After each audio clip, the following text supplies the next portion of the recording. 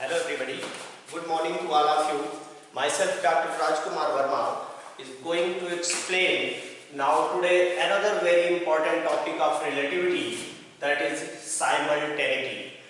In the lecture series of relativity, this is the topic that has been taken after considering the two very important topics, length contraction and time dilation. And after that I have also taken a lecture of the one most important application of relativity. Before this simultaneity, I have actually taught you length contraction, time dilation. Okay, so simultaneity is one of the most important applications of the Lorentz transformations. Lorentz transformations आप लोगों को इससे पहले मैं बता चुका हूँ। तो आज हम लोग कोशिश करेंगे ये simultaneity को समझने की on the basis of Lorentz transformation equation. वास्तव में simultaneous कोई भी two events अगर एक ही टाइम पर occur कर रहे हैं, मतलब events occurring at the same times are actually called simultaneous events.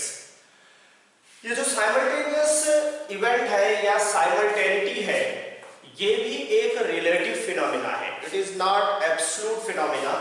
ये simultaneous एक observer के लिए कोई भी event at occurring two different position can be simultaneous for an observer, but the same event that is actually occurring simultaneously for one observer may not be the simultaneous for another observer which is in relative motion with the first observer. Actually इसी को मैं आप लोगों को Lorentz transformation equation की help से ये prove करने जा रहा हूं कि simultaneity is also a relative phenomena. ठीक है, तो इसके लिए हम लोग कंसीडर करेंगे two frame of references, inertial frame of references. जैसा कि हम लोग बहुत सारे एग्जांपल्स में एक्चुअली कंसीडर करते आए हैं. One frame of reference, stationary frame of reference S, another S dash moving with constant velocity V. Here observer O is the observer here in stationary frame of reference, while O dash is the observer in second frame of reference. Let us consider कि ये observer O है और this is your observer O dash. Okay, अब मुझे एक ऐसा event लेना है जो फॉर दिस ऑब्जर्वर O के लिए साइमल्टेनियस है but occurring at two different place. Let us consider two different position लिया मैंने x1 और x2 पर, और इवेंट क्या लिया? इवेंट लिया मैंने फ्लेयर मतलब चमक, मतलब कोई चमक है जो सेम टाइम पर यहाँ पर, या दूसरा आप क्रैकर्स ले सकते हैं. फ्लेयर या तो फ्लेयर्स ले या फिर आप क्रैकर्स ले सकते हैं, दो क्रैकर्स. कैसे? मतलब इस ऑब्जर्वर के लिए यहां पर जो फ्लेयर है और यहां पर ये जो फ्लेयर है, ये फ्लेयर साइमल्टेनियसली अकर कर रही है साइमल्टेनियसली, मतलब at the same time. There is no time gap between the flare और क्रैकर जिस समय यहां बर्स्ट हो रहा है सेम टाइम पर यहां पर भी बर्स्ट हो रहा है, और ये ऑब्जर्वर के लिए ये इवेंट क्या है?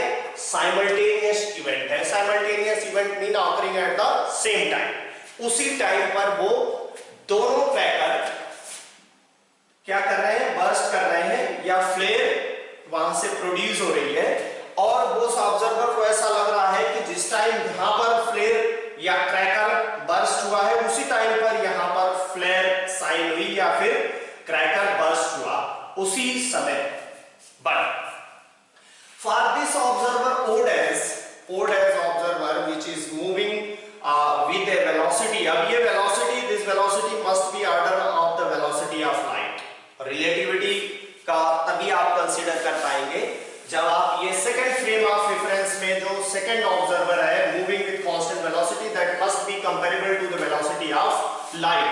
सो this observer will observe certain time difference between these two events. इसके लिए ये दोनों इवेंट्स अलग अलग होगा. इसके लिए सेम इवेंट है बट इस ऑब्जर्वर के लिए ये टू डिफरेंट इवेंट्स हो जाएंगे और इन दोनों फ्लेयर्स में या फिर क्रैकर के बर्स्ट होने में कुछ सर्टेन टाइम डिफरेंस मेजर करेगा ये ऑब्जर्वर, जबकि इसके लिए टाइम इंटरवल 0 है.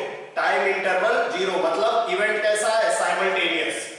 तो ये जो साइमल्टेनियस इवेंट है that will not B simultaneous event for this observer old age which is in relative motion with this observer. Okay, इसको ऐसा भी कह सकते हैं जैसे ये ऑब्जर्वर ग्राउंड सरफेस पर है, and this is moving in space shuttle. अगर ये स्पेस शटल में मूव कर रहा है with certain velocity that is comparable to the velocity of light, then simultaneity will not be actually the similar for this second observer. इस second observer के लिए जो इसके लिए साइमल्टेनिटी होगी वो इसके लिए साइमल्टेनिटी नहीं होगी. इसका मतलब ये है कि साइमल्टेनिटी एक रिलेटिव फिनोमिना है. ठीक है, एक रिलेटिव फिनोमिनन है और इस रिलेटिव फिनोमिनन को हम लोग with the help of Lawrence transformation equation कैसे प्रूव करेंगे इसे मैं आप लोगों को बताने जा रहा हूं. लेट अस कंसीडर कि ये इस ऑब्जर्वर के लिए ये जो फ्लेयर्स है at two different locations x1 and x2 occurring at the same time t0.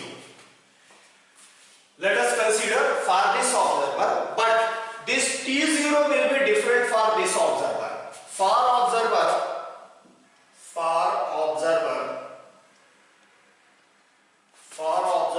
O dash, ये t0 will be t, ये ऑब्जर्व करेगा t1 टाइम t1 डैश, क्योंकि ये किस फ्रेम ऑफ रेफरेंस में है? s dash.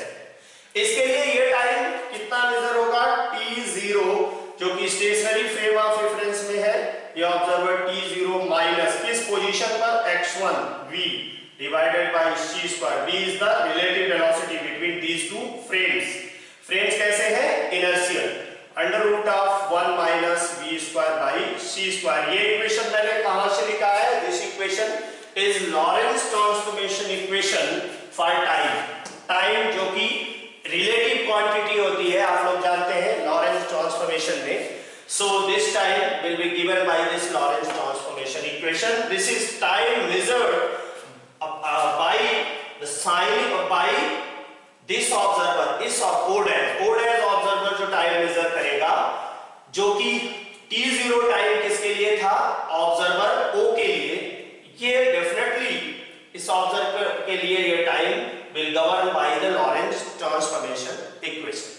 Similarly at different location x2 location पर इस ऑब्जर्वर के लिए टाइम t0 ही था, तभी तो ये इवेंट इसके लिए क्या था? साइमल्टेनियस इवेंट था. बट द ऑब्जर्वर O ये है at x1. For observer O dash, time that is t1 dash at x1 and time definitely t2 dash second position, second location पर मैं टाइम t2 dash कंसीडर कर रहा हूं. ये कहां पर है? at x2. ये that will given by Lorentz transformation equation t2 dash t0 minus x2v divided by c square whole divided by under root 1 minus v square by c square. ये similar equation मैंने आपको लिखा है. ये x1 position पर ये observer O dash time measure करेगा and this. अब इसके लिए ये इवेंट अगर इसकी value t1 dash not equal to t2 dash और ये इक्वल टू नहीं होगा, आप देख रहे होंगे कि ये इक्वल नहीं है. अगर ये इक्वल नहीं है तो डेफिनेटली ये इवेंट भी साइमल्टेनियस नहीं होगा for this observer O dash. तो O ऑब्जर्व यहां पर टाइम इंटरवल कितना होगा? उसी इवेंट साइमल्टेनियस इवेंट के लिए टाइम इंटरवल फॉर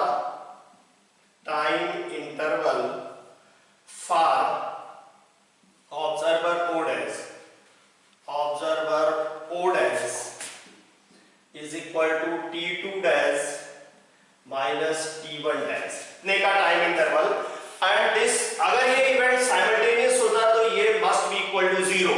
और ये 0 नहीं आएगा, इसकी कुछ न्यूमेरिकल वैल्यू आएगी और वो भी पॉजिटिव वैल्यू। देखिए T2 dash minus T1, so this will be definitely x1 minus x2 v divided by c square by under root of 1 minus v square by c square। इसमें से इसको minus कर रहे हैं, ये प्लस हो जाएगा, this is negative, x1 minus x2 ये आपका कॉमन है, under root 1 minus v square by c square and that is not equal to 0।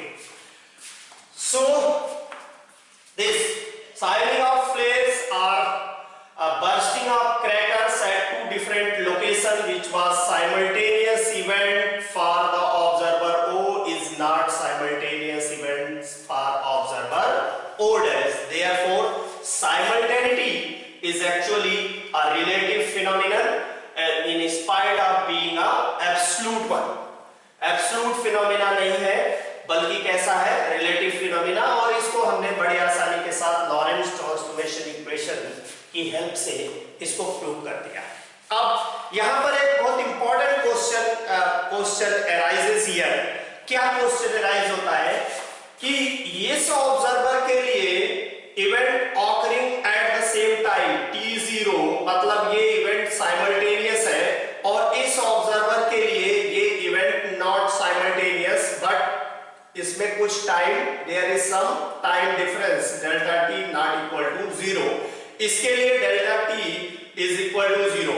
अगर कोई आपसे ये क्वेश्चन पूछता है कि which observer is saying true, कौन सा ऑब्जर्वर सही बोल रहा है, तो इस क्वेश्चन का यहां पर कोई मीनिंग नहीं है। This is a meaningless question.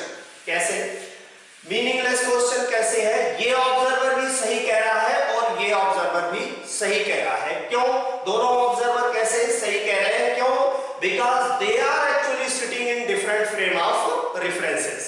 ये अलग अलग फ्रेम ऑफ रेफरेंसेस में है, तो जो frame of references actually important है इसके लिए। इसी सबसे पहले मैंने बताया था कि आइंस्टीन ने जो हाइपोथेटिकल मीडियम ईथर के कांसेप्ट को नेग्लेक्ट किया, वो इसी बेसिस पे नेग्लेक्ट किया कि आपको एक प्रॉपर फ्रेम ऑफ रेफरेंस को स्पेसिफाई करना है, ना कि कोई एब्सोल्यूट फ्रेम ऑफ या यूनिवर्सल फ्रेम ऑफ रेफरेंस को कंसीडर करना है। कोई भी फ्रेम ऑफ रेफरेंस यूनिवर्सल नहीं होता है। इसका मतलब इसकी बात भी यूनिवर्सल नहीं होगी, इसकी बात भी यूनिवर्सल नहीं होगी।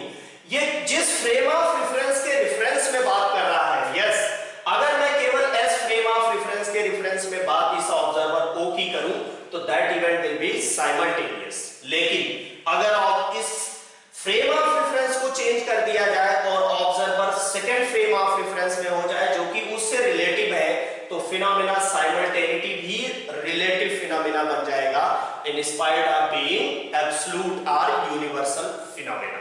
This is what the beauty of theory of relativity is. ये आप रिलेटिविटी थ्योरी के हिसाब से ही इसे एक्सप्लेन कर सकते हैं, जबकि अगर आप इसको गैलीलियन ट्रांसफॉर्मेशन के हिसाब से या अकॉर्डिंग टू गैलीलियन ट्रांसफॉर्मेशन देखते तो वहां पर साइमल्टेनिटी एक यूनिवर्सल या एब्सोल्यूट फिनोमेना निकल कर आता, क्योंकि टाइम को वहां पर क्या लिया गया था, एब्सोल्यूट क्वांटिटी। वहां तो टाइम मेजरमेंट दोनों ऑब्जर्वर के लिए सेम था, चेंज ही नहीं था। तो ये आप केवल relativity theory on the basis of special theory of relativity, यहां पर स्पेशल थियरी ऑफ रिलेटिविटी भी है because the frame of references are inertial frame of references, and on the basis of this special theory of relativity we can prove that the साइमल्टेनिटी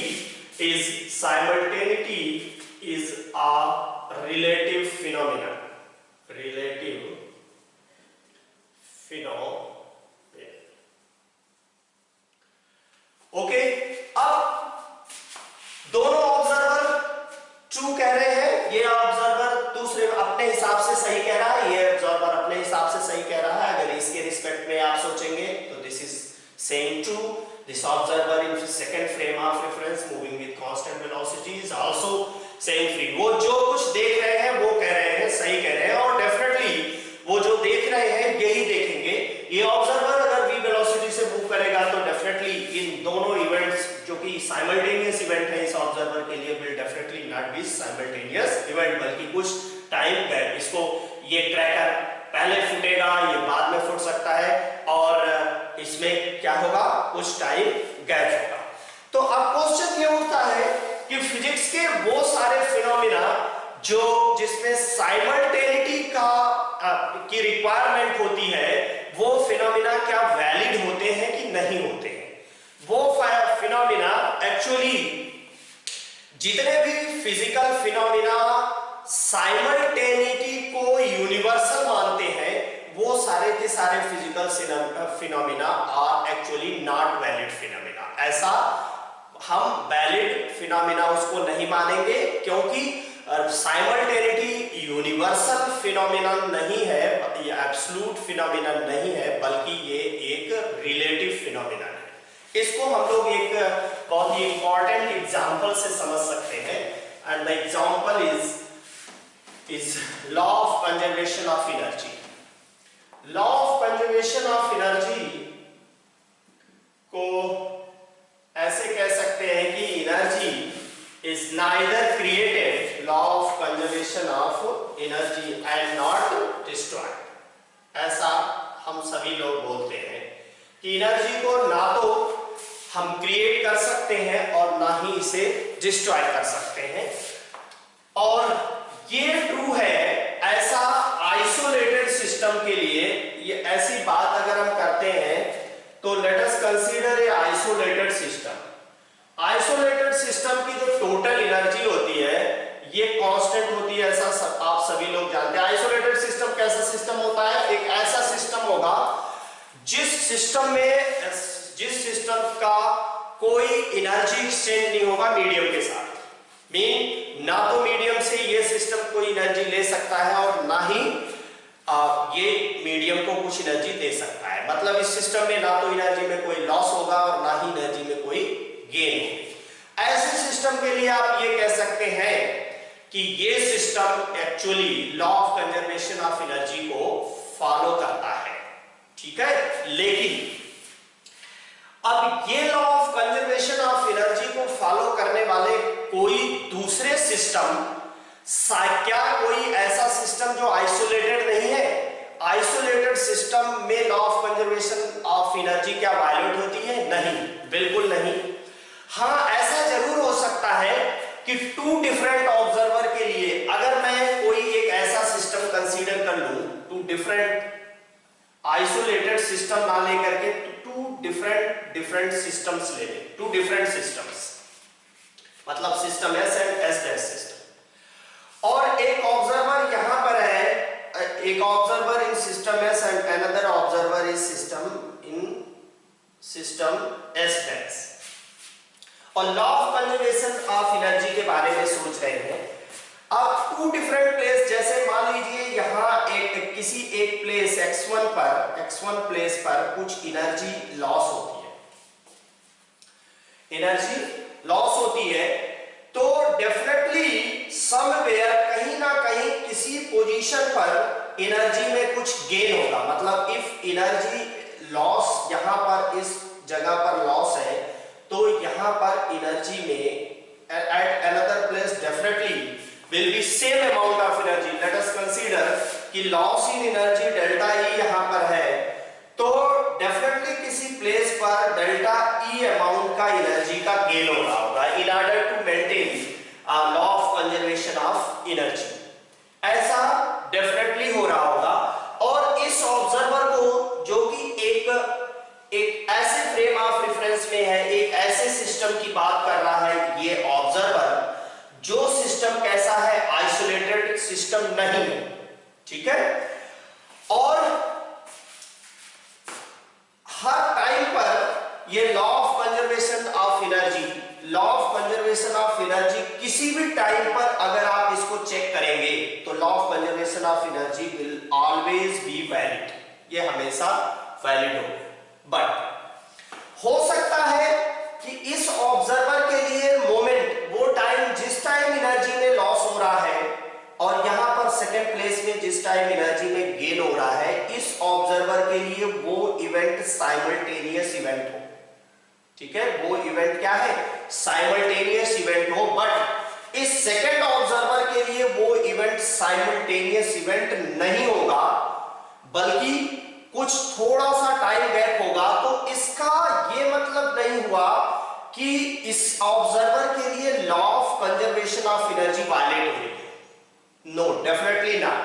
law of conservation of energy is actually valid for this observer. इस observer के लिए भी valid होगा। हाँ, loss of energy and gain of energy में time इस frame of second frame of reference में या सेकंड ऑब्जर्वर के हिसाब से टाइम मेजरमेंट करने में डिफरेंस हो सकता है। टाइम मेजरमेंट जो इस ऑब्जर्वर में टाइम मेजर किया है, वो ये observer second observer will different. क्यों? क्योंकि साइमल्टेनिटी, अगर आपने यहां पर इसको साइमल्टेनिटी से बांध दिया तो वो साइमल्टेनिटी सेकंड ऑब्जर्वर के लिए साइमल्टेनिटी नहीं रह जाएगी। और अगर ये साइमल्टेनिटी नहीं होगी तो आप उस law of conservation of energy को जिस टाइम पर यहां पर फॉलो होता है उस टाइम पर इस ऑब्जर्वर के लिए फॉलो नहीं होगा, तो this will not be the violation of law of conservation of energy. ऐसा law of conservation of energy से वायलेशन क्यों? क्योंकि आप किस ऑब्जर्वर के रिस्पेक्ट में law of conservation of energy की बात कर रहे हैं। ठीक है, law of conservation of energy की बात अगर इस ऑब्जर्वर के रिस्पेक्ट में कर रहे हैं तो ये ऑब्जर्वर डेफिनेटली कुछ अलग मेजर करेगा, क्योंकि रिलेटिव फिनोमेना में जो ऑब्जर्वेशन होता है वो दोनों ऑब्जर्वर का डिफरेंट होता है। ऑब्जर्वेशन डिफरेंट होने से law of conservation of energy का अब ओबे करना या वायलेट करना, ये आप इसको इससे जोड़कर नहीं दे सकते। ठीक है, तो ऐसा होने के बाद भी जैसे किसी जगह पर एनर्जी का लॉस हुआ है तो डेफिनेटली किसी सेकंड ऑब्जर्वर के लिए एनर्जी का गेन हो रहा होगा in second frame of reference में। अगर मैं इस पोजीशन को इस फ्रेम ऑफ रेफरेंस में ले लूं तो इसका मतलब ये ऑब्जर्वर सोच रहा होगा यहां तो एनर्जी का केवल लॉस हो रहा है, ये ऑब्जर्वर सोच रहा होगा यहां पर एनर्जी का गेन हो रहा है, तो यहां पर law of conservation of energy क्या हो रही है? वायलेट हो रही है। यहां पर भी law of conservation of energy violate हो रही है। नहीं हो सकता है इसके लिए टाइम डिफरेंट हो, इस ऑब्जर्वर के लिए टाइम डिफरेंट हो। क्यों? क्योंकि वो दोनों अलग अलग फ्रेम ऑफ रेफरेंस में है, तो मेजरमेंट भी डेफिनेटली डिफरेंट होगा। लेकिन अगर हम किसी एक ऑब्जर्वर के रिस्पेक्ट में ये बात करेंगे तो law of conservation of energy will always be valid one. और अगर हम इसको साइमल्टेनिटी के स्केल से देखेंगे तो वन इवेंट जो कि साइमल्टेनियस है एक ऑब्जर्वर के लिए definitely will not B simultaneous for different observer. और साइमल्टेनिटी को फिर उसके साथ जोड़ करके अगर आप कंजर्वेशन ऑफ एनर्जी की बात करेंगे तो आपको लगेगा कि ये लॉ ऑफ कंजर्वेशन यहां पर वायलेट हो रहा है, बट डेफिनेटली ऐसा नहीं होता। ये रिलेटिव कैरेक्टर बेसिकली स्पेस और टाइम का जो रिलेटिव नेचर है इसके बहुत सारे इंप्लीकेशंस हैं रिलेटिविटी में, और one of the most important implications of the space-time relativeness is actually simultaneity। इसको आप इस तरह से समझ सकते हैं। तो ये बहुत ही इंपॉर्टेंट छोटा सा टॉपिक था आपके theory of special theory of relativity का। लेटर ऑन मैं इसके अगले लेक्चर में आप लोगों को mass variation, relativistic variation of mass